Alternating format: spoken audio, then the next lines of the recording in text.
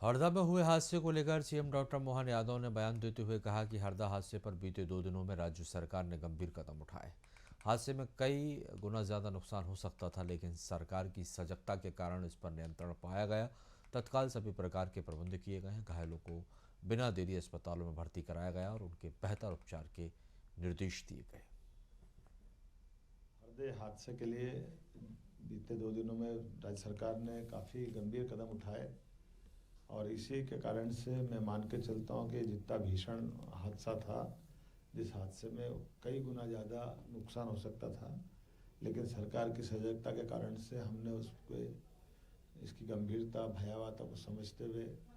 जैसी जानकारी आई immediate cabinet के समय हमने एक मीटिंग बना करके,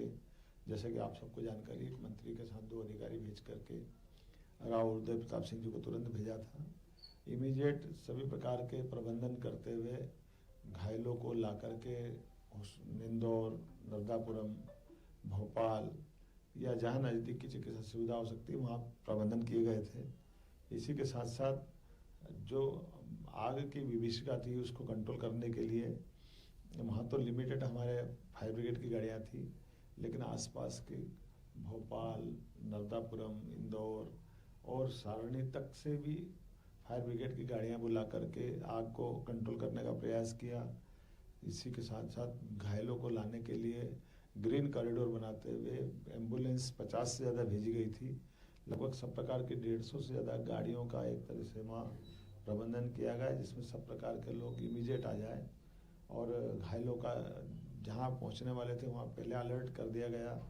और संबंधित डॉक्टरों की टीम, विशेषज्ञों की टीम, पैरामेडिकल स्टाफ की टीम और वहाँ व्यवस्थाओं को चलाए रखने के लिए पुलिस प्रबंधन के लिए 400 जवानों को अलग से तुरंत हरदा पहुँचाया गया था। ये जब हम प्रबंधन कर रहे थे, इस प्रबंधन में हमने मानवीयता का पक्ष भी रखा कि इसमें 2 तरह से काम होना चाहिए। घायलों का तुरंत इलाज होना चाहिए और जहाँ जिनके कोई का प्राणांत हुआ है उस परिवार को यथायोग्य जल्दी से उनको इसकी साल संभाल करने के लिए, बताने के लिए और कम्युनिकेशन करने के लिए एक टीम अलग बनाई थी। मैं इसी के साथ साथ समान रूप से उसी दिन शाम को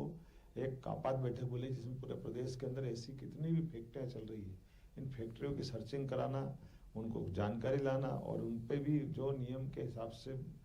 अगर उल्लंघन कर रहे हैं तो कठोर कार्रवाई करना। यही कारण हुआ कि 2 दिन के अंदर ही हमारे पूरे प्रदेश के अंदर सारी फैक्ट्रियों में जहाँ जहाँ भी लगा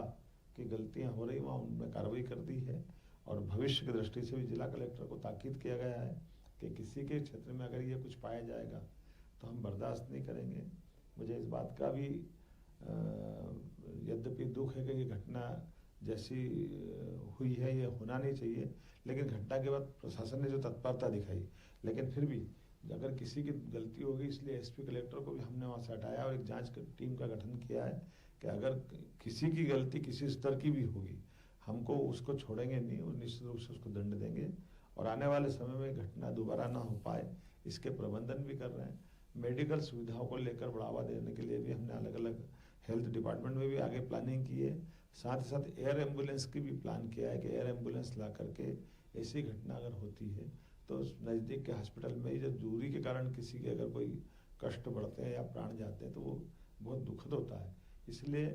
एयर एम्बुलेंस लाने का भी हमने प्लान किया है कि हर हालत में हर मरीज को जहाँ जिसकी ज़रूरत पड़ेगी सरकार वहाँ सहायता करते दिखाई देना चाहिए। ये मानवता के लिए उचित है और सरकार के लिए भी उचित है। यशस्वी प्रधानमंत्री के नेतृत्व में सरकार इन सारे मामलों में इतनी गंभीर है और यही कारण है कि हमने कहा कि किसी भी हालत में दोषियों को बर्दाश्त नहीं करेंगे। इसलिए विपक्ष ने स्थगन लाए तो हमने तुरंत स्वीकृति दी, कहा अगर हमने काम किया है तो हमको स्थगन में जवाब देने में हमको कोई गुरेज नहीं है।